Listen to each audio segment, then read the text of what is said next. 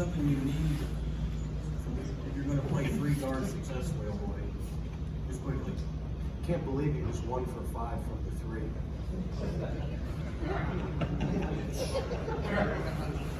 We're 2 for 13 from the 3, folks, and only have 7 turnovers, something we've been talking about. This team is, they're getting better, they're doing it, but that was another rock fight. That was when you went up for a rebound, you were feeling stuff. Something in your neck, something in your back. When you were coming off the screen, when you were driving, it wasn't like a clear lane. And we proved to us that in that kind of game where we're letting it go, that we can perform. Now, Nick struggled, but we all know that's one of the things he's going to have to break through. How about EJ today? Unbelievable how he played. So he's starting to make those strides. Nick's got to know. We're going to get in there in March, and somebody's going to say one thing: just go after him, physically push him, shove him, grab him, throw him out of the way, and let's see what he does. He's going to have to perform. Cal, when Nick got in foul trouble, how big was that stretch you got from Keon and Nate in the first? Oh, they were really good. I mean, Nate making a couple shots was big. And then Keon had a quick foul, didn't come up with the ball, and the guys got on. Like, we're in a huddle. Come on, man. You got to get that ball. And then he just said, okay, and he started getting balls. He started rebounding. Made that dunk. He was good. Nate was fine. I mean, our guard play was good. Johnny held the fort down when we needed a blow.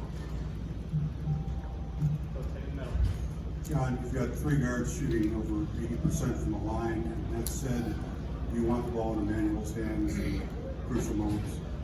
Yeah, we do. And again, like, I know Ashton went 2 for 13, but when he goes 5 assists, 1 turnover, 3 steals, and he defends like, we will win. He can go 2 for 13. The only person that bothers him, and his head goes down, and I can't believe it, I missed this dunk. Forget it. For our team, it really doesn't matter. If you defend, you get 5, 6, 7 assists and 1 turnover, and you do the rebounding and all the stuff you're doing, we're gonna win. But it's hard for these kids. They're not robots, they're not machines, they have attitudes, which are, if I'm not making it, you know, I hang my head, and they're still trying to break through that, but you know, it was a good effort. And again, you know, we're saying Nick wasn't great, you know, but he gets 14 points and 3 rebounds, and he gets a big block late with a minute to go, minute 10. Right there, John. John, it seems to me you have a really unique situation this year. You've got 3 point guards. They're all pretty good. You're playing them on the court a lot at the same time. How difficult has it been for you as a coach to kind of meld them into a unit? And once they start making good decisions, how unstoppable is that going to be? Well, I had the first 7, 8 games I didn't do it. And I had friends of mine in this profession, Hall of Famers, call me and say, why aren't you just playing those 3 guards? Because I was trying to make sure we got other guys an opportunity. And then you just narrow in at some point and say, that's our best team. Those 3 guards and 2 bigs. That is our best team. And so you run with it, but it takes time. Plus, you don't want to leave anybody behind. You want to give them an opportunity to get in there and play and do stuff. But at the end of the day, if our guards rebound, they have to rebound. We're not going to be a great offensive rebounding team. Why is that? Come on, guys, somebody got to know. One of the ladies would know first. We're playing 3 point guards. You're not going to be a great offensive rebounding team.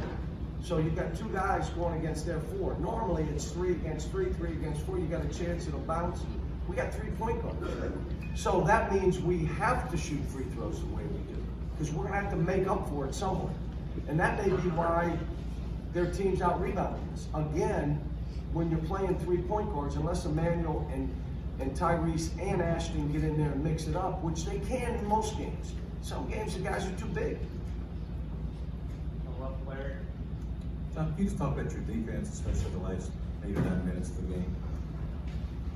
Yeah, they, if you had watched a bunch of their games, the way they got back in games is shooting those threes. They just didn't make it today. And then we rebounded.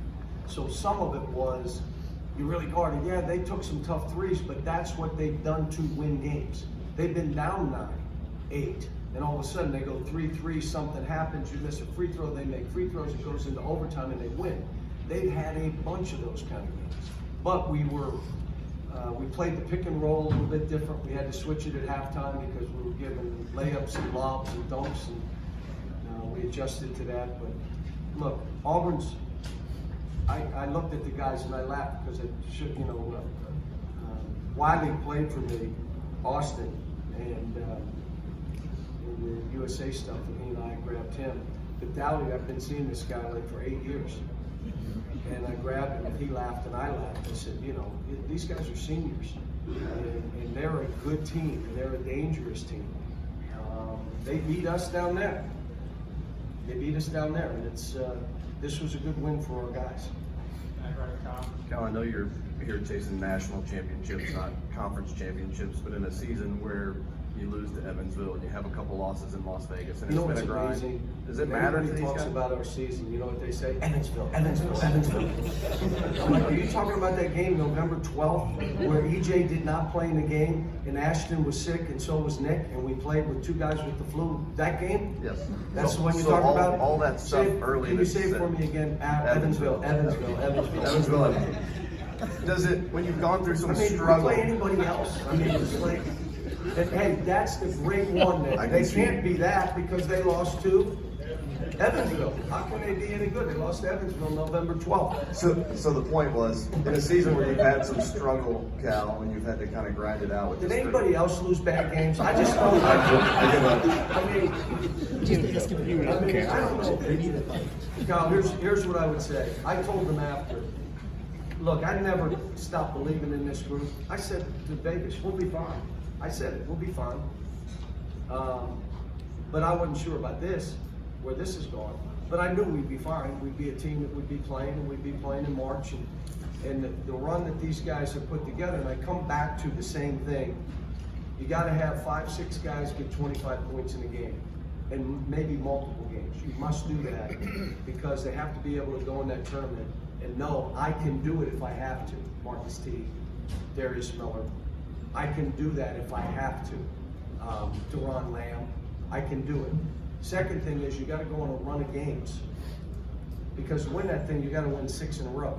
If you haven't won 6 in a row all year, why would your team believe they can do it? So all the stuff that we're going through is good. It's not so much winning our league, as you guys know, or winning our league tournament.